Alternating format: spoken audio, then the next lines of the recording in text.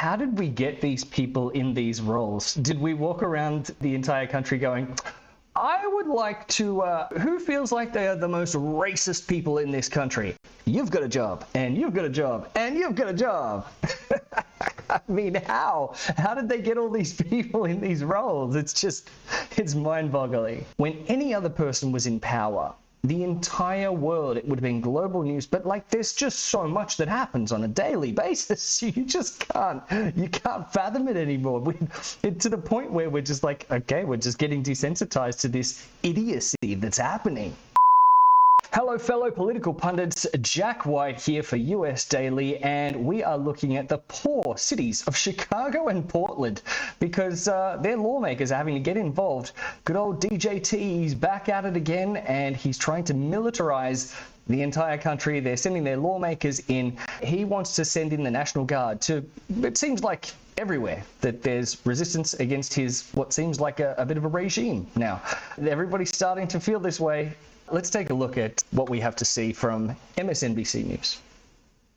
And let's bring in Illinois State Representative Lilian Jiménez. It's great to have you with us. Representative, as we mentioned, lawyers for Illinois and Chicago, they're going to be back in court in just about a couple of hours or so to try to stop the troop deployment there in Chicago. What are you hoping comes out of this hearing? Yeah, we expect the very same thing that happened in Portland, which is that the judge realizes that what the Trump administration is alleging is completely untethered from reality, as the Portland judge said. It is completely untrue, the picture that the Trump administration is painting of the city. What I find really ironic is that Trump is the #1 person in the world always complaining about the fake news, the fake news, the fake news, but he only talks and points the finger about the fake news when it suits him. And he seems to be the ringleader of this fake news, and all he wants to do is put these stories out there about this is what's happening, blah, blah, blah, blah, blah. But in reality, then these cities are coming back to us saying, no, the city is not in disarray. We do not need the National Guard. If anything, there's a small, centralized, localized group of people who are exercising their rights by doing public protests against things that they do not agree with. But I mean, he just seems to be the #1 person who wants to tell everybody, you know, overinflate the truth, as the case may be, or start telling lies about what's really happening in order for him to be granted permission and have the ability to send in the military when things aren't going his way. City of Chicago. And so we expect the judge here to do the same and grant this temporary restraining order to prohibit these military forces from being deployed in our city. It's really sad when you have to do this with your own country, isn't it? The lawsuit against the Trump administration argues there is no emergency in Chicago and that the administration has been trying to provoke unrest by using, quote, brute force tactics. I couldn't agree more. Such as shooting chemical munitions at groups that included media and legal observers at an ICE facility that was outside Chicago. I mean, these are all traits of, I hate to say it, but dictatorships, right? The people don't do what you want them to do. The people don't agree with what you're trying to do. You take in the military and you start to take them out. You know, like, I mean, let's not over embellish, take them out, but you used, like what our newsreader here is saying, brute force in order to have people comply to your wishes and demands.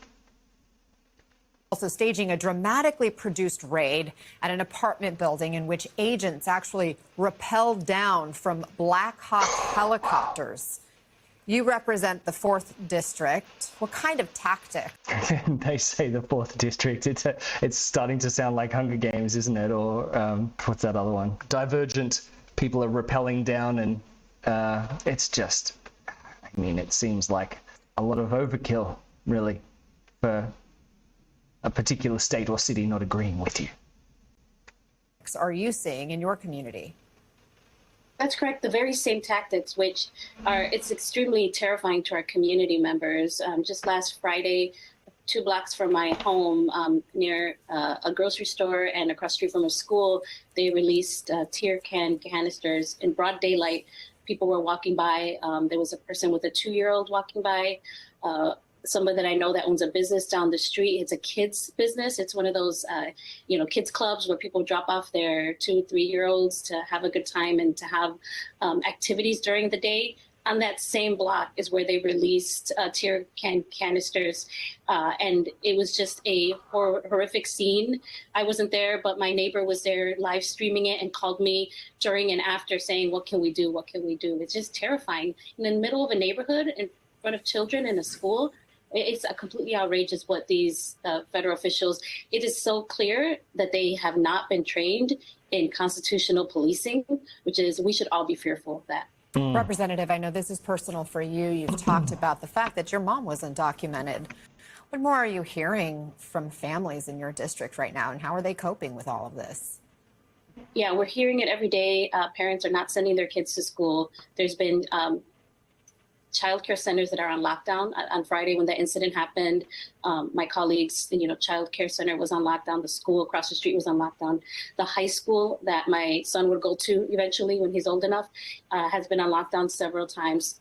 High school students are afraid to go to school. Every business that I speak to, they're telling me how nobody is coming into their businesses anymore. It's a horrific scene. I don't think I could ever have imagined that would happen in our city, in our bustling, Northwest Side community, which, I've just loved so much. And to see the empty streets and to see kids not even going to school, it's unimaginable at this point. Isn't it ridiculous? Like, your own military is causing your own cities to go into lockdown when the people who are running these cities at a local level, if you want to call it that, are saying everything's okay. What are you doing? Stop doing this. You're ruining livelihoods, you're ruining businesses, you're causing alarm. People don't feel comfortable living in their own cities anymore. And all for what? Because you want to be seen as the person who's in charge. You want people to fall in line and do what you tell them to do. What happened to us. President Trump has called for Chicago Mayor Brandon Johnson and your governor, J.B. Pritzker, to be jailed because they've pushed back on his plan. Take a listen to Governor Pritzker's response. It's ridiculous. This is a convicted felon. I mean, think about that. Yeah. Who's threatening to jail me. I got to say, this guy's unhinged. He's insecure. I couldn't have said it better myself. It's absolutely ridiculous. It's really the kettle calling the pot black, isn't it? He's a wannabe dictator. And there's one thing I really want to say to Donald Trump. If you come for my people, you come through me. Yeah. He's a wannabe dictator. Great words. He went on to say, come and get me. Your reaction to his... But this is the thing. He's not the only person who is having to stand up for his city like this. All right, Governor Gavin Newsom, just another prime example. I mean, these people have had enough. Like, what's it going to take? Like, it's almost like the ridiculousness of these news headlines. People are starting to get desensitized to it. Like, if one of these news headlines happened when any other person was in power, the entire world, it would have been global news. But like, there's just so much that happens on a daily basis. You can't fathom it anymore. To the point where we're just like, okay, we're just getting desensitized to this idiocy that's happening. Messaging and your governor's handling of this situation. I'm just terrified overall that the Trump administration is escalating by threatening to arrest elected officials like our governor and our mayor. They have already put my alderperson, Jesse Fuentes, in cuffs and threatened to... They put who in cuffs? Can we just go back a second here? They have already put my alderperson, Jesse Fuentes, in cuffs and threatened to detain her and arrest her for advocating for a constituent. This escalation is terrifying. We've been saying it, but I just want people to understand this is not normal. Me and my colleagues, elected officials on the Northwest Side, are looking for, training and security support because there are people circling our offices. It's Like, completely unacceptable. I am thankful that the governor and the mayor and the attorney. Look at that. I mean, of course they're blocking out their faces because they don't want any. They're probably ashamed of what they're doing. General have been a united front in saying that we do not need any national troops. We do not need ICE officials. Yeah, cover your faces in shame. To be coming into our neighborhoods and kidnapping people from the street. We know there's another lawsuit that regarding Fourth Amendment rights. We know they're violating our Fourth Amendment rights. We know that they're not using warrants. They're picking up people who sell corn. They're picking up people in the middle of the street, leaving their cars idling. All of this is unconstitutional, and I mean, how did we get these people in these roles? Did we walk around, the entire country going, I would like to, tell me, who feels like they are the most racist people in this country? You've got a job, and you've got a job, and you've got a job. I mean, how? How did they get all these people in these roles? It's mind-boggling. Just very thankful that our governor, our mayor, and our attorney general are standing with the community and standing in unison and saying this is unacceptable. In fact, there was another court ruling just yesterday in which the court did find that the Trump administration's been in violation when they've been out arresting some people without proper warrants. So we're going to discuss more of that later in our show. Illinois State Representative Lilian Jiménez. It's a lawless country right now with this guy at the helm, man. DJT. Rue the day that you got this guy in power. Thank you very much for being with us. And everyone can see that QR code there. I guess it's on this side of the screen there on the bottom, linking to your op-ed that you have on this issue. So our viewers can read that in full. Just scan that QR code. That's right there on the right side. Thank you. All right. Well, I mean, it's heartbreaking to see what's happening in these cities, but I really think unless something is done, it's a sign of things to come. The people are going to have to stand up like they are doing, but they're going to have to stand up in bigger numbers and say, no, this is not okay. Please like, comment, and subscribe. Thank you so much for watching.